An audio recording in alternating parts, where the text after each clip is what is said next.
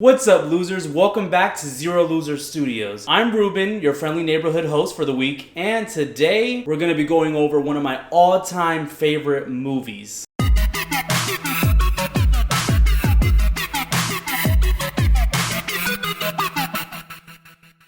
Seriously, most, if not all of my friends already know that Wes Craven's Scream has a special place in my little black heart. Everything from its characters and casting, to its phenomenal self-awareness of its place in the horror genre, to its original ties to the Gainesville Ripper case. And side note, we do have a video that goes more deeply into that specific case. Link will be down in the description box for any of my true crime obsessed losers out there. Wes Craven is a name that has been well known in the mainstream horror community. His first big well-known film is The Last House on the Left, but he's probably best known for his other more successful contributions like Nightmare on Elm Street, The Hills Have Eyes, Red Eye, and of course, Scream. The very first Scream movie hit theaters in 1996 and is particularly infamous for the advertising that heavily revolved around the Scream Queen role played by Drew Barrymore. Posters, trailers, and more featured the actress and confused many into thinking she was going to play a huge role in the film. The truth revealed itself soon in the film after we see her get brutally killed after failing to get to the safety of her parents. The entirety of the opening scene is so well paced, so intense. It's no wonder that it's one of those classic horror scenes that people always seem to bring up in conversation. This is also where we get to hear one of my favorite lines of the entire movie. No, you listen, you little bitch.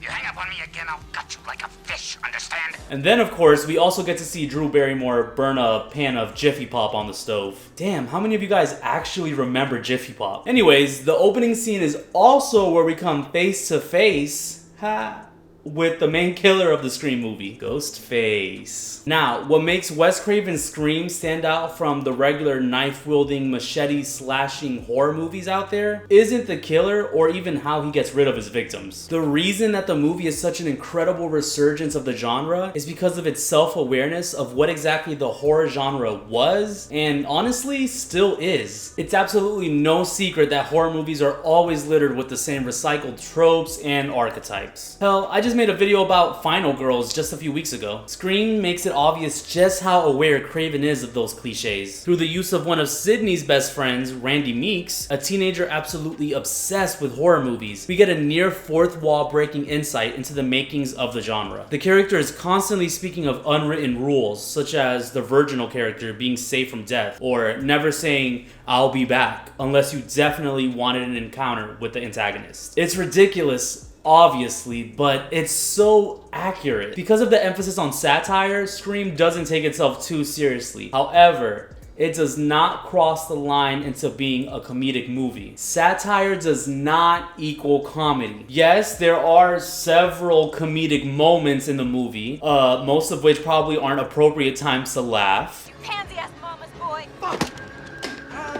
Fucking hit me with the phone, dick! But oh well. The point is, despite the levity that the movie brings to us, Scream is still an amazing whodunit slasher. One with a very human killer and very human kills. As far as scary movies go, it's unpredictable, even though Randy does seem to hold our hand through a lot of it. The kills themselves are pretty tame compared to more graphic movies that came before it, like the Friday the 13th franchise, Hellraiser, or even Craven's other work, namely Nightmare on Elm Street. But for a lot of viewers that are reluctantly interested in the horror genre itself, Scream is the perfect little pool to dip your toe in. There's no over-the-top, blood-splurging production or unnecessary jump scares every 20 seconds. There's a creepy buildup of tension as it continues, and of course, there's still some good old-fashioned scares, but nothing that will distract from the story itself. Not that there's anything wrong with over-the-top horror either. I'm personally a big fan of movies like Saw and Hostel that had a huge role in jump-starting the torture porn subgenre of horror, even if watching those movies does always give me major anxiety. I'm even a fan of the Evil Dead remake,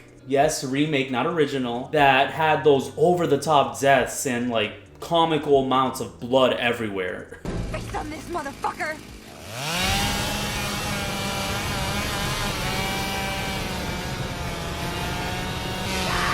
I'm a strong believer that every movie, no matter how ridiculous or unnecessarily extra it is, always brings a little bit of charm to us. I think that's probably a big part of why I love Scream so much. All those tired-ass tropes that are, yes, tired as hell, but we still watch them for some reason, you know? We're all still obsessed with horror movies. We're all watching the same plots go on over and over again throughout all these years. We're all still Randys. The movie itself is also just so well paced for a horror movie, which is not something you see often. It mostly takes place within a time span of a few days. For the time, the twist of there actually being two killers all along was a pretty smart idea on Wes Craven's part. And the dynamic, murderous duo of Billy and Stu has since then warmed our hearts. Aren't they just so cute together? Something about Billy's greasy hair and Stu's over-the-top crazy just makes my heart flutter, you know? Anyways, I'm starting to rant now, which is usually a pretty good indicator that I should log off for the week. Of all the movies and shows that I've talked about in the past, this